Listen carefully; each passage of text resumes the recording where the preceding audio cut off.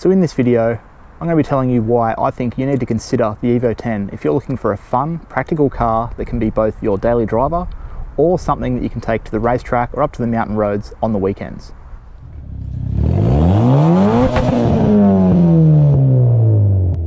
Hey guys, welcome back to the channel, or if this is your first time watching one of my videos, then welcome to the channel. My name's Jackson and I make weekly videos all about the Evo 10 and Lancer Rallier platform. So if that's something you'd be interested in, then definitely consider clicking the subscribe button down below. But with that said, let's get into what we're talking about here in this video. So the reason this video came about was I actually lent this car, which is my wife's Evo 10, to a friend recently while we were doing some work on his car. Now he has a completely different type of car. It's a rear-wheel drive V8 supercharged 6-speed manual, sort of big family style sedan, a lot bigger than this smaller sort of compact sedan. So he took this car, he took it to work for the day, and as soon as he arrived, he called me and said he just couldn't believe how good this car was. It was so much more fun to drive than he expected, and being that he's sort of a die-hard V8 person, he said that he was kind of blown away, and that if he had have driven one of these before buying his much more expensive V8 supercharged car, he probably would have never even considered getting that and would have just bought one of these straight away. So I thought, well, that's something interesting, as so many people would sort of disregard or not even look at this type of car if it's not really in their usual car class of cars they're looking at. Like me, for example, I also came from owning rear-wheel drive V8s, and this is the first time I'd owned anything 4-cylinder, and I decided to pick up my Evo 10 after doing a lot of research and driving one. As soon as I drove it, I fell in love with it, just like Letitia did, who owns this car, and a lot of my friends who also own Evo 10s. All it takes is one drive to realise just how good they are. So I thought, for someone who hasn't really driven one and is looking in this sort of market of car, say around we'll go by Australian prices, high 20,000s up to all the way up to the 50s and slightly above for the last of the Evo 10s, you can pick up a wide range of these at different prices. And I think if you're looking in that price range, the sort of stuff you'd be looking at if it was also an all-wheel drive sort of semi-compact car would be stuff like the Golf R or the Audi S3, and a few cars like that. Or if you're also just looking at similar sort of sports performance cars in that price range, there is so many options for you. And I think this car a lot of the time gets overlooked. You hear a lot of hate for the Evo 10 platform from either people who say that it's killed the Evo 10 off, it's the last one, or from people who own older Evo 10s and say it's not a real Evo, right down to people saying there's unreliability issues or anything like that. So I think a lot of people do just disregard it and never actually go to the effort of actually test driving one and seeing why they are just so loved. So I thought that's what we'd do today. We'd go over the reasons why I think this car is so great and why I think you need to test drive one if you are in the market for a new car. Okay, so to start off, let's just talk about the package that you get if you're buying one of these. Now these are a really good all-around package that makes for a great daily driver, like I said at the start.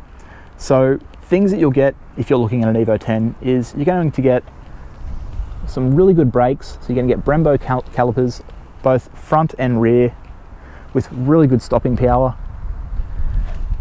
You're going to get some really comfortable Recaro seats. So these are actually, you may not think they're that comfortable from looking at them, as they are a bucket style seat, but really comfortable. Also going to have, if you get the leather, like heated seats and stuff like that. So it does have some luxury style options. Coming around to the back, you've got quite a usable back seat. I've had many passengers in the back of these, and you're also going to get a usable boot. Now while it's not the most usable boot, as these seats don't actually fold down flat, you can still use it as something to go get groceries in. You can fit prams and strollers in the back of the car. But so it also has a really, really good all-wheel drive system. So it's Mitsubishi's super all-wheel drive control, and it has, honestly, it's the best all-wheel drive system I've driven.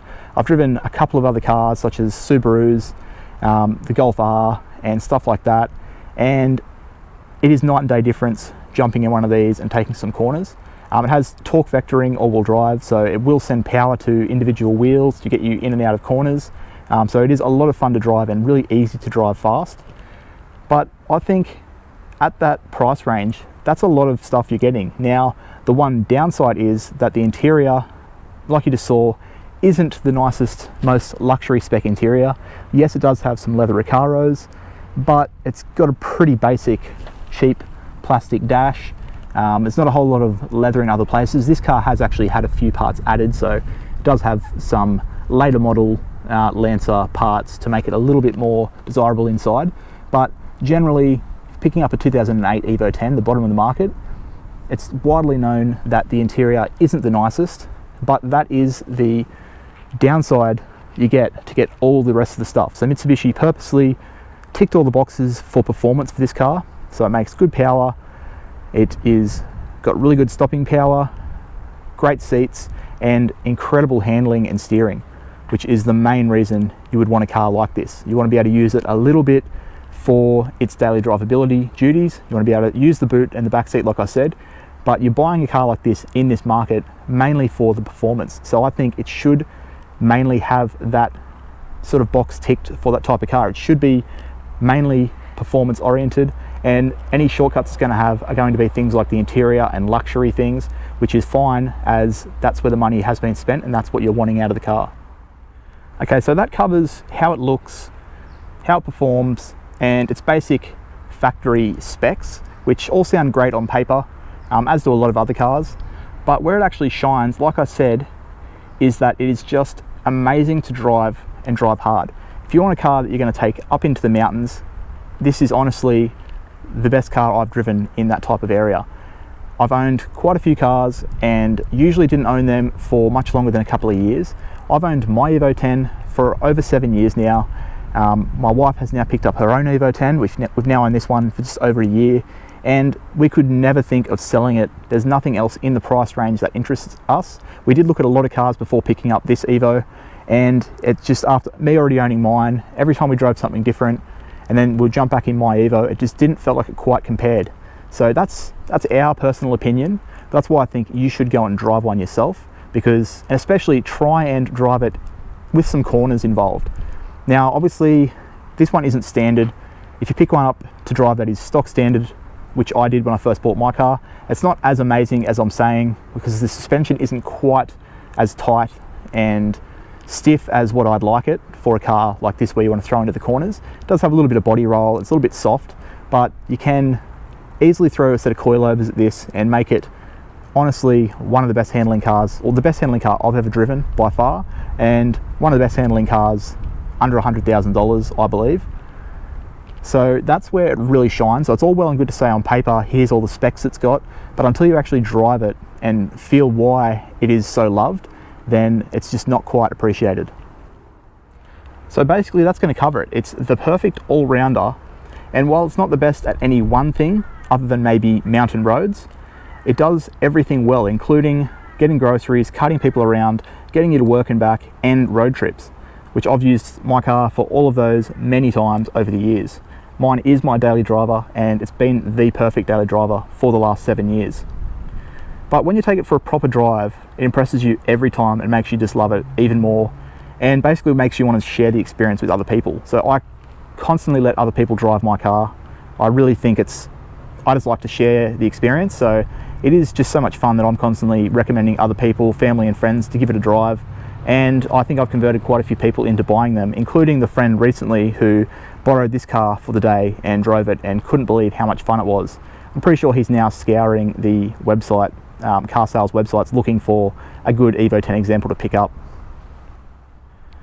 Alright, so that's everything I had to cover today about this car. I know I've made similar videos to this in the past, but I figured it's time for a bit of an update. I had a little bit more to talk about, and after the friend of mine, like I said, borrowing this car, it really inspired me to make this video, because I think a lot of people do overlook these cars, especially now they're getting a little bit older. They think I could get something newer, something nicer, it's a little bit more money, but I still think, even if you don't end up going with it, definitely go test drive one of these. If you have a friend that owns one, ask them to have a drive, at least go for a drive in their car. I think it is absolutely amazing and you won't regret it. I've owned mine for too long now that I would never consider selling it. I've made both mine and this one into perfect daily drivers, perfect examples of Evo 10s. And one thing I haven't even touched on is the transmission. I sort of glossed over that. So obviously this one is the MR, so it has the dual clutch automatic transmission. You can also get it in a manual, so if that's your preference, then go for it. I've driven both. I prefer the SST automatic dual clutch, but you can get them in either style, which is a really good thing, I think. I think this transmission was ahead of its time for 2008 when the car first came out, and I think it still handles really well after driving some more modern dual clutch gearboxes. Yeah, it's not quite as good, but it still is really good, being that it was ahead of its time back in 2008, like I said. So that's going to be where I'm going to end this video. So I really hope you guys did enjoy this one. If you did, make sure you give it a thumbs up down below, and let me know in the comments if there's anything I've missed that you think I should have added to this kind of list style video, I guess. And yeah, if you haven't already subscribed, definitely consider subscribing to the channel. I'd really appreciate that. But with all that said, until next time, I'll catch you guys later.